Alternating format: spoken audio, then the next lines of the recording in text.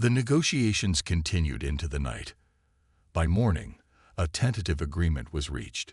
Minna would remain with Juan, but they would work with a small team of scientists and diplomats to prepare Earth for eventual official contact with her civilization. Their home would become a secure facility, protected from media and public knowledge, until both sides agreed the time was right for wider disclosure. 1 week later, Minna sat on the windowsill of their study, now equipped with advanced research equipment provided by the government. Juan joined her, careful as always with his movements around her tiny form. "Are you having regrets?"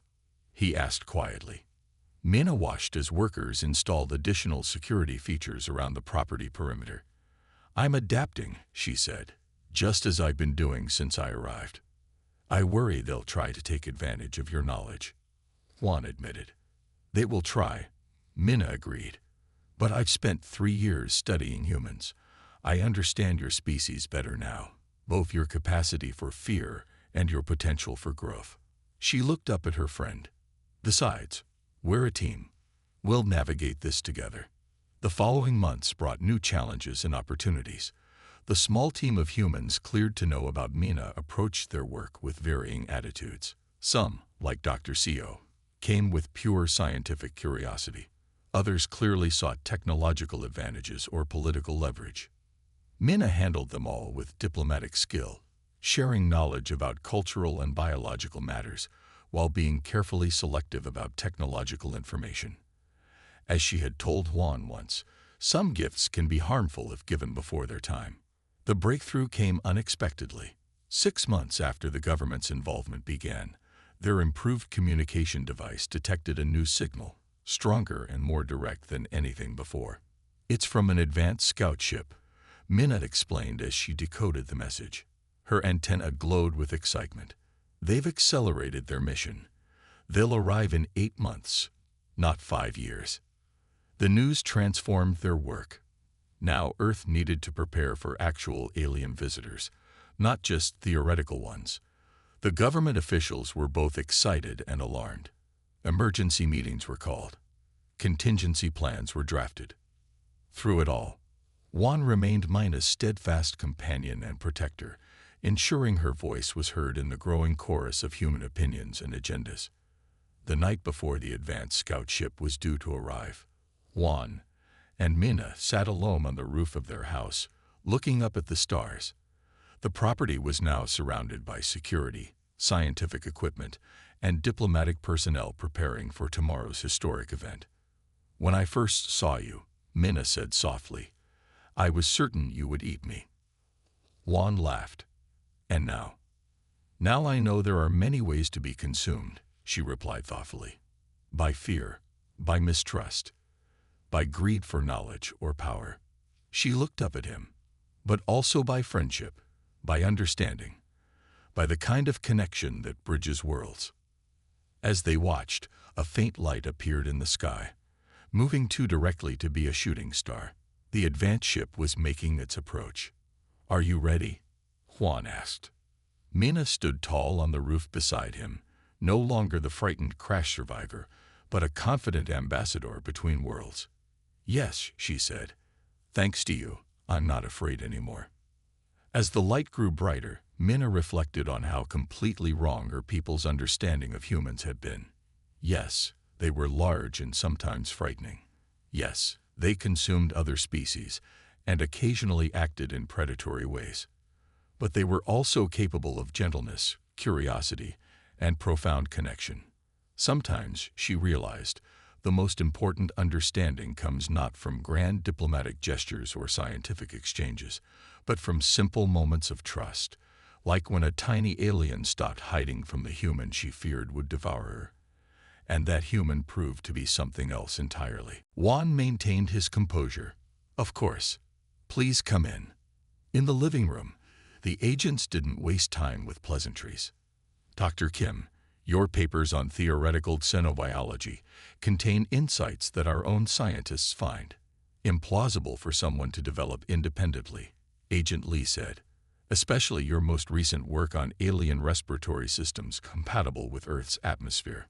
"I've developed new mathematical models," Juan replied, using the explanation they had prepared. Agent Park leaned forward. Your department head, Professor Choi, tells us you've become increasingly secretive about your research methods. You no longer use the university laboratories. My work requires specific conditions. What we believe, Agent Lee interrupted, is that you've come into possession of non-terrestrial technology or information. That would be a matter of national security. Minna trembled against Juan's neck. Their fears were becoming reality. If these men searched the house, they would find her ship and the communication device. I assure you, my research is based on theoretical frameworks I've developed. Juan insisted, but he could see the agents weren't convinced.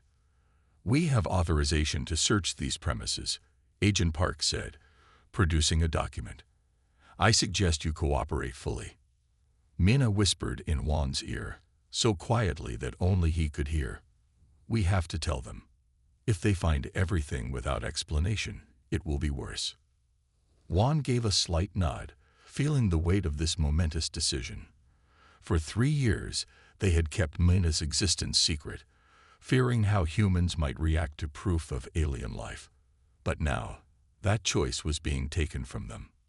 Before you search, Juan said carefully, there's something I need to show you, but I need your word that what I'm about to reveal will be treated with respect and care. The agents exchanged glances. We can't make promises without knowing what we're dealing with, Agent Lee said. Then I'll have to trust your integrity, Juan replied. He reached up slowly to his collar. Minna, it's time. Minna took a deep breath and stepped forward onto Juan's hand. He lowered her gently to the coffee table between them and the agents.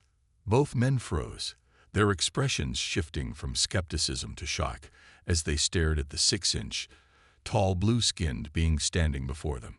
Hello, Minna said, her translator converting her words to clear Korean. My name is Minna. I am a scientific explorer from the planet you would call Kepler 186f. I crashed on your world 3 years ago, and Juan has been helping me survive. The silence that followed was profound. Agent Park's mouth hung slightly open. Agent Lee blinked repeatedly, as if trying to clear his vision. This is, Agent Lee finally managed. First contact, Juan finished for him. Though not quite as official as any of us might have preferred. What followed was an intense 3-hour conversation. The agents called their superiors. More officials arrived. By evening, Juan's living room held 6 government representatives and 2 scientists who had been hurriedly summoned. Through it all, Minna remained composed, answering questions about her world, her technology, and her species. She explained how her ship had crashed, how Juan had helped her, and how her people were sending a rescue mission that would arrive in 5 more years. We have been conducting our own cultural exchange, she told the assembled humans, learning about each other's worlds in preparation for potential future relations between our species. Dr. Seo, one of the scientists, leaned forward with naked fascination. And have you been sharing advanced technology with Dr. Kim? I have shared knowledge, Minna clarified. Basic scientific principles that help explain how my technology works. But Juan has not received any functional advanced devices. The officials conferred in whispers. Juan and Minna exchanged worried glances. This moment would determine their fate, and possibly the fate of future human-alien relations. Finally, Agent Lee addressed them. This situation is unprecedented. We need to establish protocols for how to proceed. He looked directly at Minna. We would like to propose an official, structured exchange program, with Dr. Kim continuing as your primary human contact, but with additional scientific and diplomatic personnel involved. Minna's antenna twitched nervously. I understand your government's interest, but I must consider my people's protocols as well. We typically avoid direct intervention in developing civilizations. With respect, Dr. Seo said gently, that ship has sailed, quite literally, when yours crashed here. The question now is how we manage this reality. Juan laughed. That's a perfect description of love, actually. Inefficient but beautiful. Minna began keeping a detailed journal of her observations about human life. With Juan's help, she crafted a tiny book with pages she could turn. Each day, she recorded new insights about Earth culture, human biology, and the strange practices of the giant beings she had once feared would eat her. Juan's research also flourished. With Mina's guidance, he made breakthroughs in his understanding of xenobiology, the study of potentially alien life forms. He wrote papers that contained theoretical insights far beyond current human understanding. "My colleagues are starting to ask questions," Juan admitted one evening. "My last paper about potential alien respiratory systems was too accurate. Professor Kim called it suspiciously detailed." Mina looked up from the tiny electronic device she was building. "Are you in trouble?" "Not trouble, exactly. But they want me to present my research methods at the university next month." "You can't tell them about me," Mina said, her voice tinged with worry. "My people's protocols forbid wide exposure to primitive." She stopped herself. "I mean to developing civilizations." Juan nodded. "I know, but I need to explain my research somehow." They spent days debating various approaches. Finally, Mina suggested a compromise. "Tell them you've developed a new theoretical framework. Share some of what I've taught you, but present it as mathematical models rather than confirmed facts." The plan worked, though it raised Juan's profile in the scientific community. His presentation was met with skepticism, but also admiration for his innovative thinking. Soon, other researchers sought his input on their own work. "I feel dishonest," Juan confessed to Mina after returning from another lecture. "Taking credit for knowledge you've shared with me." Mina's antenna twitched thoughtfully. "You're not taking credit for our technology, just for understanding concepts that could lead to similar developments. Besides, you've helped me survive. Consider it fair exchange." As their first year together approached its end, they celebrated by creating something new together: a detailed catalog of compatible and incompatible biological systems between their species. This project allowed them to imagine a future where their peoples might interact more openly. "If our civilizations ever meet officially," Mina said as they worked, "this information could prevent misunderstandings like mine when I first arrived." "You mean your fear that I would eat you?" Juan teased gently. "Exactly. Imagine official first contact beginning with that assumption." They both laughed, the memory now a shared joke rather than a source of tension. That evening, as Mina sat on Juan's shoulder watching the sunset through the window, something impossible on her world with its dangerous surface, she reflected on how completely her understanding of humans had changed. "When I crashed here, I thought I had landed in a world of monsters," she said quietly. "Now I realize I found the one place in the universe where I was meant to be." Juan carefully reached up to touch her tiny shoulder with his fingertip, a gesture that had become their version of a human handshake. "7 more years of learning together," he said. "I can't wait to see what we discover next." As night fell, Mina couldn't help wondering what her people would think when they finally arrived. Would they understand the friendship she had formed with this gentle giant, or would they see only what she had first seen, a dangerous alien predator? The future remained uncertain, but one thing was clear. Through their cultural exchange, both Mina and Juan had been transformed, and neither world would ever be quite the same again. The knock on Juan's front door came on a quiet Sunday afternoon, 3 years after Mina's crash landing. They were working together in the study, Mina helping adjust a tiny component in their latest project, an improved communication device, when the sound echoed through the house. "Are you expecting someone?" Mina asked, looking up from her work. Juan shook his head. "No." He gently scooped up Mina and placed her on his shoulder, their usual arrangement when unexpected visitors arrived. "Let's see who it is." When Juan opened the door, he found himself facing 2 serious-looking men in dark suits. One held up an identification card. "Dr. Juan Kim. I'm Agent Lee from the National Science Division. This is my colleague, Agent Park. We'd like to speak with you about your recent publications." Mina pressed herself against Juan's neck, hiding behind his collar. They had discussed this possibility, but hoped it wouldn't happen for years, not until closer to her rescue ship's arrival. Juan nodded slowly. But you're not frightened anymore, right? Minna looked up at the human who had saved her life, who had worked beside her day after day, whose giant hands had crafted tiny furniture for her comfort. The human who now wore soft gloves around her to make her feel safer. No, she said quietly. I'm not afraid anymore.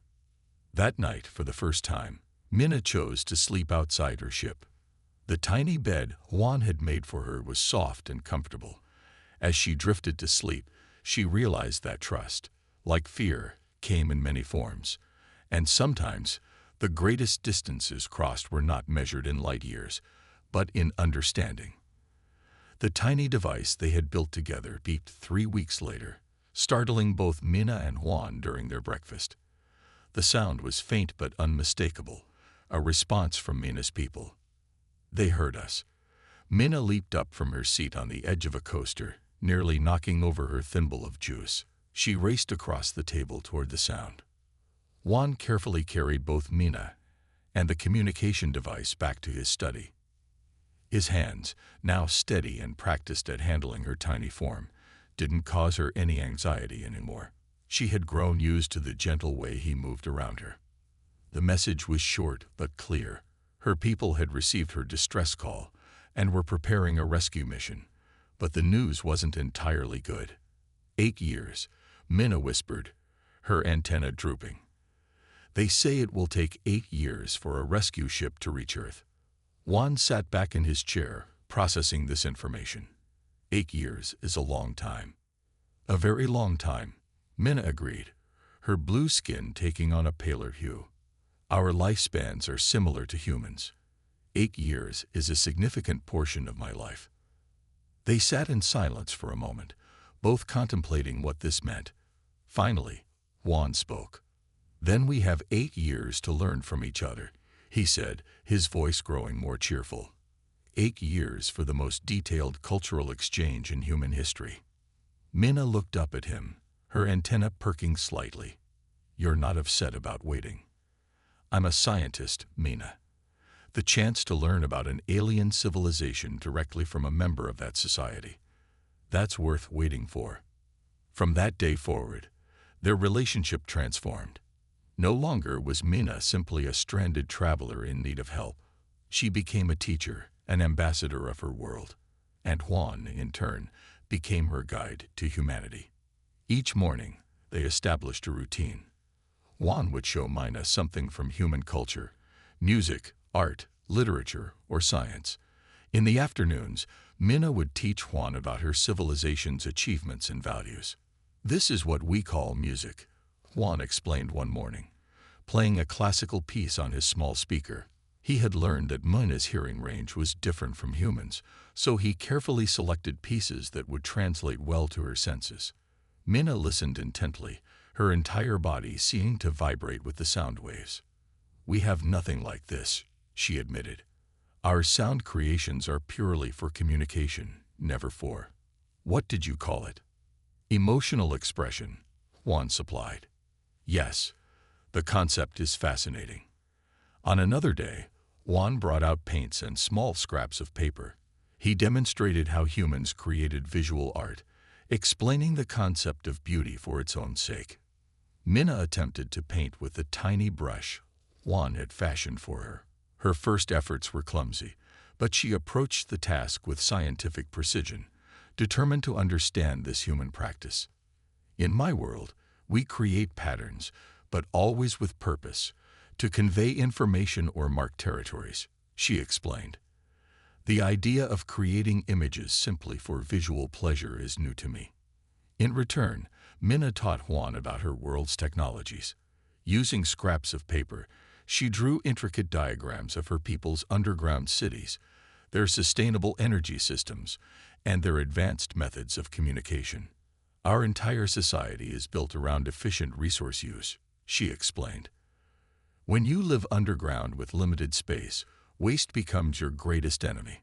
Juan took careful notes on everything she shared, occasionally asking questions that revealed his deep understanding of scientific principles. Though Earth technology was primitive compared to her world, the basic concepts translated well. "Your species has remarkable potential," Minna told him one day. "You understand the right questions to ask.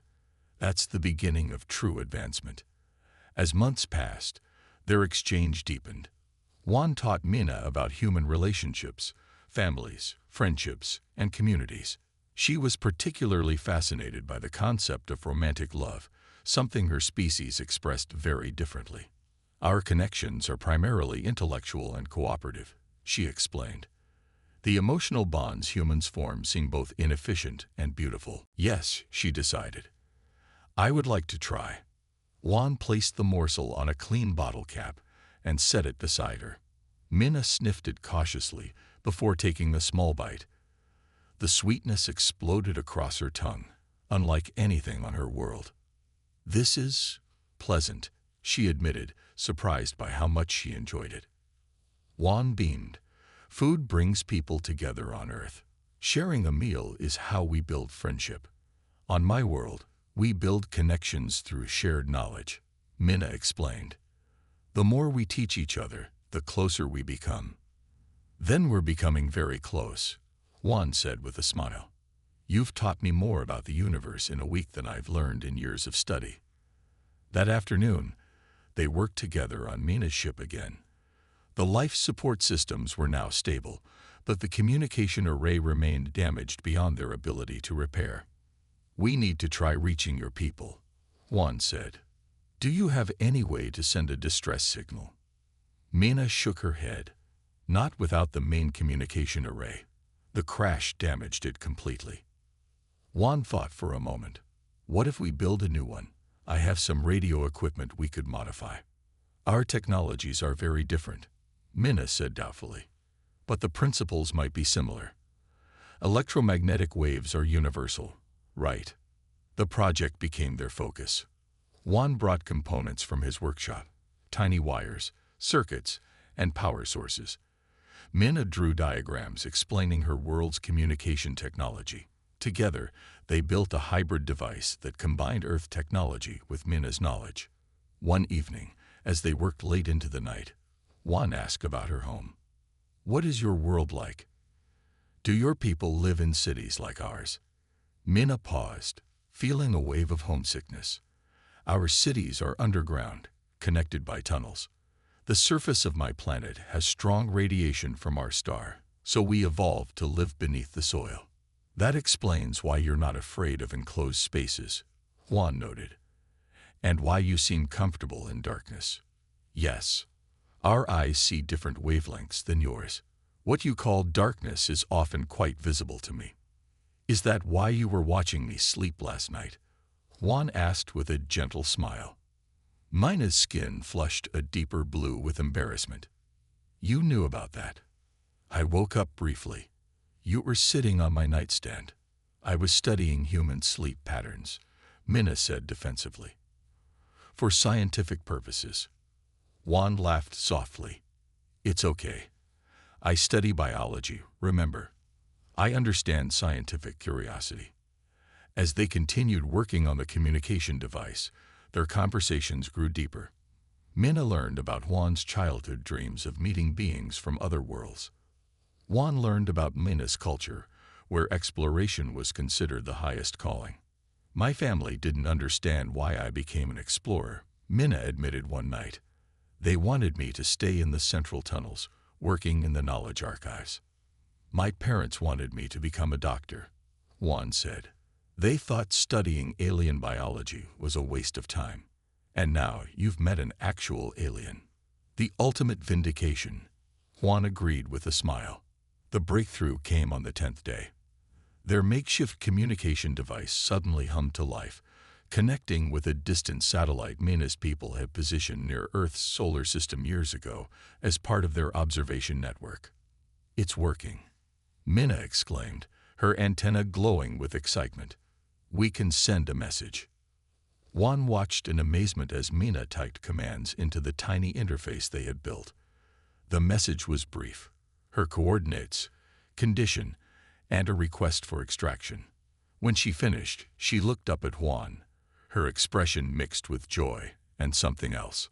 "How long until they answer?" Juan asked.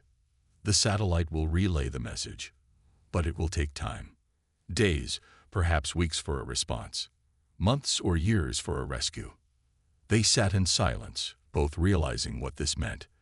Their partnership had succeeded, but success would eventually mean separation. "What will happen when your people come?" Juan asked finally. Mina's antenna drooped slightly. "I don't know. We have protocols for first contact, but not for situations like this. Will they want to meet me? They might be frightened, as I was." Juan's expression turned serious. "I'm so sorry about Bomi. She's a hunter by nature, but I'll make sure she can't reach you anymore." He gestured to the items on the table. "I made these for you. I thought you might be more comfortable with things your size." Mina approached cautiously, examining the offerings. The bedding was soft, the tools surprisingly well crafted for her small hands. "Why help me?" she asked. "What do you gain?" "Knowledge, friendship, the chance to learn about life beyond our world," Juan replied simply. "I've spent my life looking at the stars, wondering if we were alone. Now I know we're not, and that's incredible." Mena considered his words. Perhaps her people's information about humans was incomplete or outdated. This human, at least, seemed to value her for reasons beyond what he could gain physically. "I will stay," she decided. "But I need to understand your ways better. Many things you do frighten me." Juan nodded. "That's fair. I'll explain everything I can, and I promise to keep you safe, including from Bomi." That night, Mina moved her ship to the small habitat Juan had created on his desk. As she settled into the soft bedding, she realized that fear came in many forms. There was the instinctive fear of being prey, yes, but there was also the fear of the unknown, of misunderstanding a situation or a being that was different from herself. Tomorrow, she would learn more about this strange giant who seemed determined to help her. The human remained dangerous by his very nature and size, but perhaps not in the way she had initially believed. Understanding would be her best protection, and possibly her path home. For the next several days, Mina observed Juan from the safety of her new living space on his desk. He had created a small enclosure for her using a wooden box laid on its side. Inside, he had arranged the miniature furniture and tools he'd crafted. He had even installed a tiny door she could close for privacy. Each morning, Juan greeted her with gentle words and fresh supplies. He placed tiny portions of food on a bottle cap that served as her plate. He filled the thimble with clean water. And most importantly, he brought more parts that might help repair her ship. "Your universal translator is fascinating," Juan said one morning as he carefully examined her ship through a magnifying glass. "The technology is far beyond anything we have on Earth." Mina stood at the edge of her enclosure, still maintaining a safe distance. "It converts brain patterns directly, not just words. That's why we can understand each other, even though our mouth structures are different." Juan nodded, his eyes wide with wonder. "Amazing. Is it possible to repair it fully?" "Not without parts from my world," Mina admitted. "But we might improve it with your Earth materials." This became their first true project together. Each day, Juan would bring tiny electronic components and tools. Mina would explain what she needed, and Juan would use his larger hands to prepare the materials before passing them to her for the detailed work. The translator still glitched occasionally, but the repairs helped. As communication improved, so did their understanding of each other. "May I ask you something personal?" Juan said one evening as they worked side by side. Mina's antenna twitched nervously, but she nodded. "Are you still afraid I might eat you?" The direct question caught her off guard. Mina considered her answer carefully. "Not exactly," she said finally, "but your size still frightens me. One careless movement could—" She didn't finish the sentence. Juan nodded solemnly. "I understand. I promise to always move slowly around you. Would it help if I wore these?" He held up a pair of soft fabric gloves. "They would make my movements more visible and less dangerous." The thoughtfulness of this gesture surprised Mina. Yes, that would help. As the days passed, Mina ventured farther from her enclosure. She began to explore Juan's home more openly, no longer hiding in shadows. Juan had placed Bomi the cat in another room during the day, ensuring Mina's safety as she explored.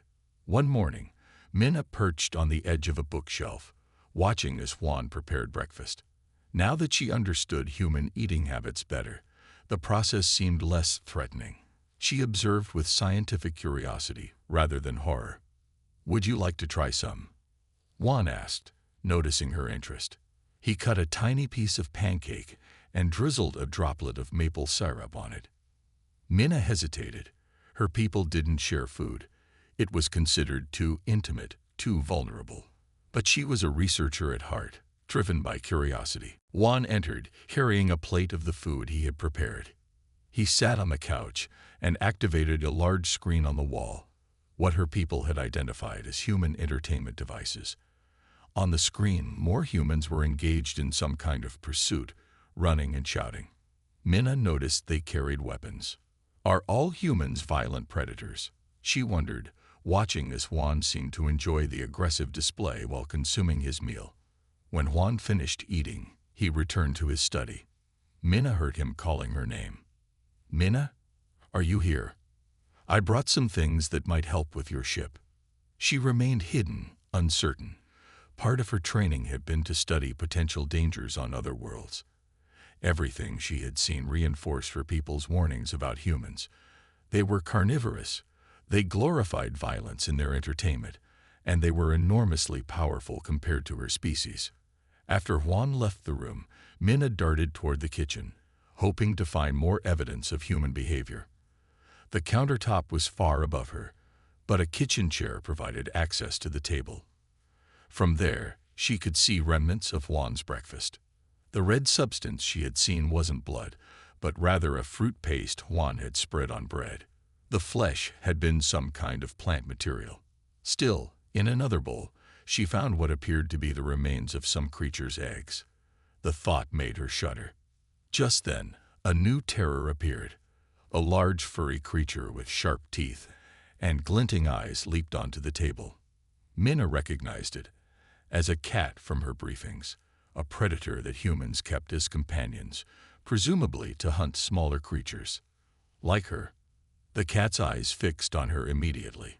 It crouched, its tail swishing back and forth in preparation to pounce. Mina bolted, racing across the table as the cat sprang forward. She tumbled off the edge, catching herself on the chair rung below. The cat batted at her with a massive paw, missing by centimeters. Mina dropped to the floor and sprinted beneath the refrigerator, wedging herself into the narrow space. The cat prowled outside her hiding spot, occasionally reaching a paw underneath, trying to fish her out. Mina pulled her knees to her chest, trembling. This confirmed everything. Humans surrounded themselves with predators and consumed other species. How could she have considered trusting Juan? Hours passed. The cat eventually lost interest, but Mina remained hidden, trying to formulate a plan. She needed her ship repaired, but relying on Juan seemed increasingly dangerous. When night fell, Mina finally left her hiding place. She needed to return to her ship and gather supplies before attempting to find another solution. Perhaps she could locate human technology that would allow her to send a distress signal to her people. The house was dark except for a light in the living room. Moving silently, Mina made her way back toward the study. As she passed the living room entrance, she paused. Juan sat on the couch, his head in his hands. He looked sad. "I hope she's okay," he murmured to himself. "I just wanted to help." This gave Mina pause. If Juan intended to harm her, why would he express concern? She crept closer, staying in the shadows. On the coffee table in front of Juan lay several small objects. Tiny pieces of fabric arranged like bedding, miniature containers of water and food, and what appeared to be scaled-down tools that might be useful for her ship repairs. "I've searched everywhere," Juan continued, speaking to himself. "I hope that cat didn't." He couldn't finish the sentence. his face twisting with worry. Mina's antenna twitched in confusion. This didn't align with her understanding of predator behavior. Predators didn't prepare comforts for their prey or worry about their well-being. Her translator beeped suddenly, betraying her position. Juan's head snapped up. "Mina, is that you?" She considered running but instead stepped forward where he could see her. "Yes." Relief washed over his features. "You're alive. I've been so worried. Where have you been? Are you hurt?" "I was hiding," she admitted. "I saw you in the morning, cutting things with a knife. I thought." She hesitated. Understanding dawned on Juan's face. "You thought I was going to eat you." "My people believe humans are dangerous predators who consume other intelligent species." Juan's eyes widened, then he let out a gentle laugh. "I was just making breakfast. Tomatoes and bread. Though I guess I did have eggs too." He paused, considering. "From your perspective, humans must seem terrifying." "The cat tried to catch me," Mina added. "I saw your ship fall from the sky. I know you must be scared and far from home." "I study biology, specifically the possibility of life beyond Earth. I've been waiting my whole life to meet someone like you." The sincerity in his voice made Mina hesitate. Was it possible the human wouldn't harm her? Her ship was beyond repair, and without help, she would not survive long enough for her people to locate her. Making her decision, Mina stepped out from behind the dandelion. The human's eyes widened, but he remained perfectly still. "My name is Mina," she said, her translator converting her words into human language. "My ship is damaged. I cannot leave." Juan's face transformed with a smile that was both gentle and filled with wonder. "It's incredible to meet you, Mina. Are you hurt? Do you need anything right away?" "My ship's life support is failing," she explained. "Your atmosphere is difficult for me." Juan nodded thoughtfully. "May I look at your ship? Maybe I can help repair it." Mina led him to her damaged craft, every instinct screaming danger as the huge human followed her. One careless move from him could crush her completely. Yet he moved with surprising grace for such a large being. At the ship, Juan lay on his stomach to examine it at eye level. "Amazing technology," he murmured. "The damage looks extensive. What powers your life support system?" Mina explained the basics of her ship's power core. Though primitive by her standards, Juan seemed to grasp the concepts quickly. "I think we can rig something temporary," he said. "I have some small batteries and materials inside that might work. Would you trust me to carry your ship to my workshop?" Trust a giant alien predator to pick up her only shelter? Mina's antenna flattened against her head in an anxiety. "I promise to be careful," Juan added, seeming to understand her fear. "Or you can ride on the ship if you prefer." The worsening readings on her exosuit's atmospheric filter made the decision for her. "I will come with my ship," she said. With extreme care, Juan scooped up the tiny spacecraft, keeping it level as Mina climbed aboard. He carried them slowly into his house, into a room filled with books, tools, and scientific equipment. "Welcome to Earth, Mina," he said, setting the ship gently on his desk. "I know you're afraid I might eat you or something terrible like that. But I promise you're safe here. We're going to figure this out together." As Juan gathered materials to help extend her life support, Mina watched him with growing curiosity. Perhaps, she thought, the old reports about humans were wrong. Or perhaps this human was simply different. Either way, her survival now depended on this gentle giant. And for the first time since crashing on this strange world, Mina felt something besides fear, a tiny spark of hope. Mina woke to sunlight streaming through the window of Juan's study.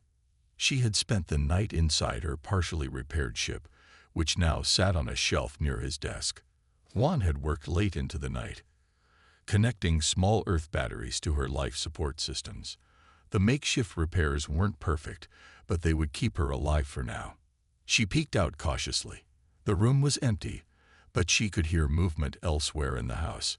Leaving the safety of her ship made her antenna quiver with anxiety, but curiosity pushed her forward. This was, after all, a research mission, even if an accidental one. Minna activated her exosuit's climbing mode and carefully descended to the floor. From her perspective, Juan's home resembled an endless cavern system, filled with objects she could only guess the purpose of. She followed the sounds, staying close to the walls and ready to hide at any moment. The noises led her to the kitchen. Peering around the doorframe, Minna froze in horror. Juan stood at a counter, a large knife in his hand, slicing through what appeared to be flesh. A red liquid dripped onto the cutting board. Behind him, something sizzled in a pan, releasing steam and strange smells. The reports were right, she whispered to herself, ducking back behind the doorframe. Her people's intelligence had warned that humans were omnivores who consumed other living creatures. Seeing it firsthand made her stomach turn. More disturbing was how Juan had seemed so gentle just hours before. Was his kindness merely a ruse to gain her trust? Would she eventually become just another meal for the giant? Minna retreated, her heart pounding.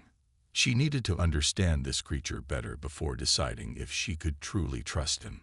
Finding a hidden spot beneath a bookshelf in the living room, she settled in to observe. The tiny spacecraft tumbled through Earth's atmosphere, trailing sparks against the night sky.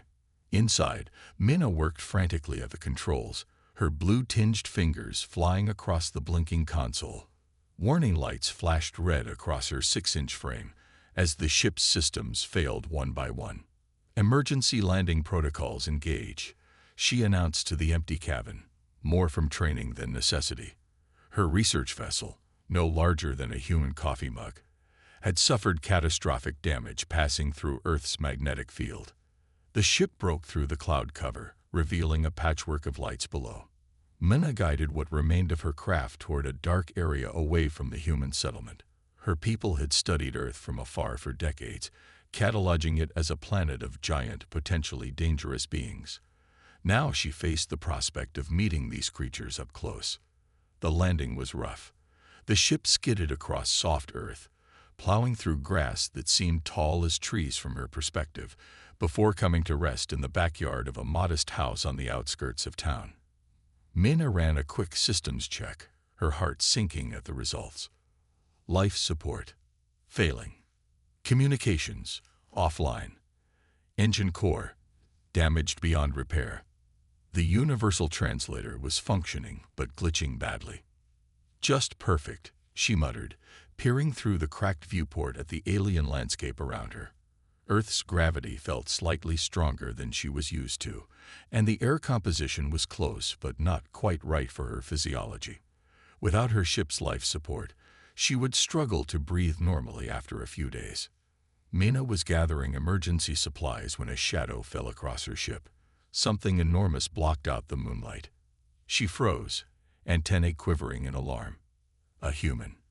He crouched down, his face filling her viewport like a curious mountain. Minna scrambled back, knocking over her equipment in panic. On her world, beings of this size existed only in nightmare stories told to scare children. "Hello," the human called, his voice booming even through the ship's hull. "Is anyone in there?" The translator caught his words, rendering them into her language with occasional static. Minna remained perfectly still, hoping he would lose interest and leave. Instead, he gently touched the ship with one massive finger, rocking it slightly. "I know you're not from around here," he said more softly. "I want to help." Minna's training included protocols for first contact, but none of them accounted for being stranded and vulnerable on a primitive world.